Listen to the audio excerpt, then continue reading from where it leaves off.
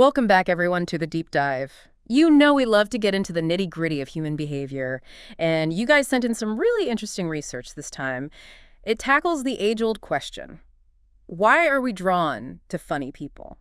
It's such a fascinating area to explore, and this study gets into the evolutionary side of things, specifically looking at something called the fitness indicator hypothesis. Fitness indicator. So we're talking about survival of the fittest, but in the dating game. Exactly. The basic idea is that humor, being able to make someone laugh, might actually be a sign of good genes. It's a signal that you're intelligent, quick-witted, creative, all qualities that would have been advantageous for survival throughout human history.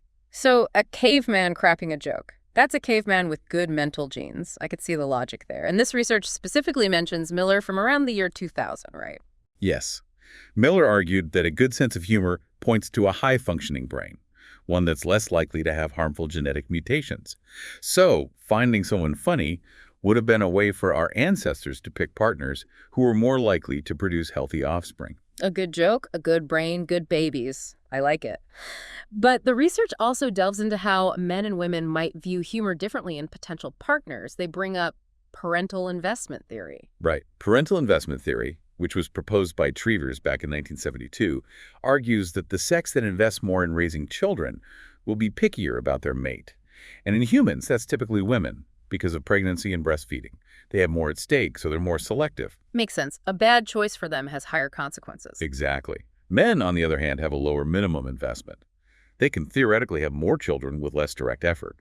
So the theory predicts they'll focus more on maximizing mating opportunities. And how does this all play out when it comes to humor? Well, based on parental investment theory, the prediction is that women will value humor production more in a partner, because again, it signals those good genes. Men, on the other hand, should be more drawn to women who find them funny, humor receptivity. It suggests that she's more likely to be open to a relationship. Classic scenario. The funny guy winning over the girl, and the guy hoping his date laughs at his jokes. Yeah. It seems intuitive, but the research you sent points out a big flaw in a lot of the past studies on this. They mainly relied on asking people what they think they prefer. You hit the nail on the head. Stated preferences are useful, but they don't always translate to how people actually behave in real-life situations. What we say we want and who we're actually attracted to can be two different things. Yeah. Like, I might say, I want a partner who's super adventurous, but then I end up dating someone who prefers cozy nights in. Those real-life interactions reveal our true preferences, right? Exactly. This research makes a distinction between those stated preferences and what they call revealed preferences, the choices we make when we're actually interacting with people. Okay, so how did this study try to capture those real-life choices, those revealed preferences? They turn to the world of speed dating, which is brilliant because it's this controlled environment where you have these brief face-to-face interactions with a bunch of potential partners. It's closer to how we actually meet and evaluate people in the real world. A real-life dating experiment, much more interesting than filling out questionnaires, I'd say. Right. And it's not just about capturing those initial sparks. Studies have shown that the level of attraction in speed dating scenarios can actually predict later romantic interest. So those snap judgments have some weight. So these speed dates give us a glimpse into how humor really plays out when people are looking for a connection. What were the main things the researchers were trying to find out with this setup? Two main things. First, they wanted to test the basic idea that humor makes someone more attractive, period. So does being funny actually give you a leg up in the dating game? Right. And second, they wanted to see if those sex differences in humor preferences actually hold up when people are face-to-face. Do women really care more about a partner's ability to make them laugh? And are men more focused on whether their date finds them funny? The Battle of the Sexes, Humor Edition. Sounds intriguing. So let's break down the findings. What did they learn about those stated preferences, what people said they were looking for? When they asked people about their ideal partner's sense of humor, the results lined up pretty well with previous research and those predictions from parental investment theory. Women tended to say they wanted a partner who could make them laugh, and they rated that preference as more important to them than men did. Men, on the other hand, were more likely to say they wanted a partner who found them funny, although the difference in how much they emphasized that wasn't statistically significant. So women saying be funny is more important, and men leaning towards laugh at my jokes, although that second part might not be a hard and fast rule. But even the study points out that these stated preferences aren't always the most reliable, right? Absolutely. They highlight the fact that What people say they want and what they're actually drawn to in person don't always match up. They even cite research from 2014 showing a pretty strong disconnect. Okay, so people's ideals about humor might not reflect their actual behavior. That's where those speed dates come in. What did they find when they looked at how people actually reacted to humor in those face-to-face encounters? Well, they measured those revealed preferences in a couple of ways. Right after each speed date, they had people rate their partner on different traits, including their overall attractiveness, how funny they were, and how receptive they were to the participants' humor. So like a little scorecard for each date. Give me the juicy details. What did those ratings tell us about the connection between humor and attraction? The big finding here was that the funnier someone was rated, the more attractive they were rated overall. So, if your date found you funny, they were also more likely to think you were good-looking. It really backs up the idea that humor is a desirable trait. No surprise there. I think we all know on some level that being funny is a plus.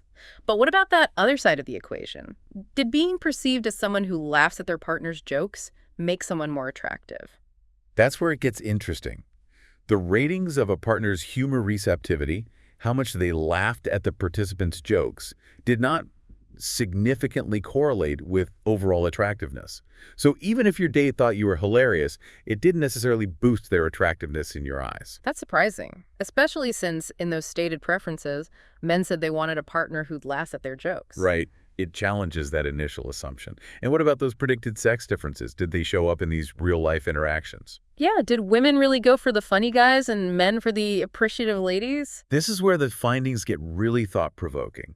They found absolutely no significant sex differences in how men and women rated funniness or humor receptivity. Both men and women found funnier partners more attractive, and neither sex seemed to care more about whether their date laughed at their jokes. So in the heat of the moment, those supposed gender differences and humor preferences kind of went out the window. It seems like everyone just wanted someone who could make them laugh. And the research even mentions that this aligns with some findings from studies on married couples, right? Yes, they cite research from 2011 showing that while humor in a spouse was linked to greater marital satisfaction, the effect didn't differ much between husbands and wives. So this lack of clear sex differences might not just be a speed dating thing. Interesting. Now, beyond the direct link between humor and attraction, the study also brings up the halo effect. Oh, the halo effect. Yeah. That's where our overall impression of someone can color how we see their individual traits. Exactly. So could that have influenced the link between funniness and attractiveness ratings? Like, if you find someone attractive, maybe you're also more likely to think they're funny, even if their jokes aren't that great. It's definitely possible. The researchers acknowledge that the halo effect might have inflated that connection between humor and attractiveness. It makes it harder to say for sure that it was the humor itself that was driving the attraction. So those ratings are informative, but they don't tell the whole story. That's where their second method of measuring revealed preferences comes in. They actually analyzed laughter during the speed dates. Yes. For a portion of the participants, they recorded the audio from the dates and painstakingly coded all the instances of laughter. They even distinguished between at-partner laughter, which is when someone laughs at their date's jokes, and at-self laughter, laughing at your own jokes. They were serious about their laughter analysis, so how did all this laughter relate to those funniness ratings? Not surprisingly, people who laughed more at their partner's jokes, that at-partner laughter, also rated their partner as funnier. So it seems like laughter does reflect a genuine appreciation of humor, at least to some extent. But there was a little twist. Ooh, a twist. I love a good twist. They also found a small but significant correlation between at-self laughter and partner funniness ratings. So even if you're the one laughing at your own jokes, your partner might still perceive you as slightly funnier. So even if you're cracking yourself up, it might still make a good impression. But let's get to the heart of the matter. How did all this laughter relate to overall attractiveness? That's really where we see if the fitness indicator hypothesis holds up. And here's where the data starts to challenge that hypothesis. They found no significant relationship between at-partner laughter and how attractive someone rated their partner. So how much you laughed at your date's jokes didn't really predict whether you were into them. Exactly. And it goes both ways. How much laughter a participant received from their partner also didn't significantly predict how attractive they found that partner. So it seems like being the funny one or finding someone else funny didn't automatically make you more attractive to them. What about those sex differences when they looked at laughter? Did they see any patterns there? Nope. Consistent with those rating results, there were no significant sex differences in how laughter related to attractiveness. Men and women were pretty much on the same page. So this whole idea that men want women who laugh at their jokes and women want men who can crack them up, it just didn't pan out in these real-life interactions.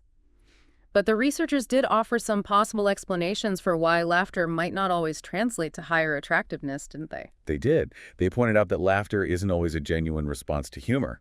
Sometimes people laugh out of politeness or to diffuse awkwardness, or even because they're nervous. So simply counting laughs might not be a perfect measure of genuine amusement. They even suggested that awkward laughter could make someone seem less attractive, which would explain why they didn't see a positive correlation across the board. So it seems like laughter isn't always a reliable indicator of romantic interest. Right. It's complex. And remember those stated preferences where people said they valued certain humor traits? Well, the researchers suggest those might be more about cultural stereotypes than genuine preferences. Like the whole men are the jokesters and women are the appreciators thing. Exactly. People might fall back on those stereotypes when they're thinking about their ideal partner in the abstract. But in a real-life situation, those stereotypes might not matter as much. People are reacting to the actual person in front of them, not some preconceived notion. The study authors emphasize that those revealed preferences, those real-life choices, are probably a better reflection of what actually drives mate selection. So we have this fascinating disconnect between what people say they want and what their behavior shows. Now, they also briefly touched on another outcome measure they looked at, willingness to date. Yes, they wanted to see if being perceived as funny or being receptive to someone's humor made people more likely to want to go on a date with that person. So did cracking jokes or laughing at them translate to a second date? Interestingly, they found that people were more willing to date someone who seemed to find them funny, regardless of whether they measured that through ratings of humor receptivity or the amount of laughter received. But, There's always a but. crucially, those sex differences predicted by the fitness indicator hypothesis were still absent. So both men and women were more willing to date someone who found them funny, but there was no evidence that men cared about this more than women, as the traditional theory would suggest. So while making someone laugh might increase their willingness to give you a chance, it didn't necessarily mean they found you super attractive, and those gender-based preferences still didn't show up. Why might there be that distinction between willingness to date and overall attractiveness? The researchers speculate that willingness to date might be a lower bar. It's more about assessing someone's agreeableness or how comfortable you feel with them rather than that spark of intense romantic attraction. Like, you might find someone pleasant enough for a coffee date, but not necessarily see them as long-term relationship material. Right. So this research really throws a wrench into those classic ideas about humor and attraction, especially those gender stereotypes. What are some of the broader implications here? Yeah, how does this shake up our understanding of humor's role in mate selection? Well, for one thing, it challenges the straightforward application of parental investment theory to human humor preferences. The theory might overestimate how much men and women differ in what they look for in a partner, at least when it comes to humor. So maybe men aren't solely focused on maximizing those mating opportunities, and women aren't solely focused on finding the guy with the best genes, as the theory suggests. Exactly. And they bring up the concept of mutual mate choice, where both sexes are choosy about their partners. This is a key distinction between humans and some other animal species, where females do most of the choosing. So in a system of mutual mate choice, humor could still be a sign of good genes, but both men and women would value it similarly. And methodologically speaking, the study had its strengths and weaknesses, right? Of course. A big strength is that they used a real-life behavior, laughter, as a measure of humor appreciation. And they did this in a fairly naturalistic setting, speed dating, rather than some artificial lab experiment. But they also acknowledged that laughter isn't a perfect measure. It can be influenced by all sorts of things, like politeness or nervousness, and the finding about at-self laughter, hinting at a partner's funniness, underscores that point. Also, 3 minutes with a stranger doesn't capture the nuances of how humor develops in a long-term relationship. Building that shared sense of humor and those inside jokes takes time.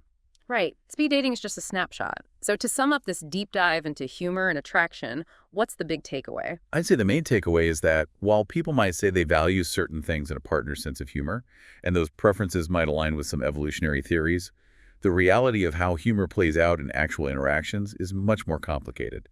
Those supposed gender differences largely disappeared when they looked at real-life behavior, and laughter didn't consistently predict attraction. It seems like the more we try to pin down humor's role in romance, the more elusive it becomes. Exactly. It highlights just how complex human attraction is. Right. And it raises a lot of questions for future research. Do these findings hold up in longer-term relationships? What are the subtle ways that humor might shape our perceptions of someone over time? So much more to uncover, but this study definitely leaves us with a lot to ponder.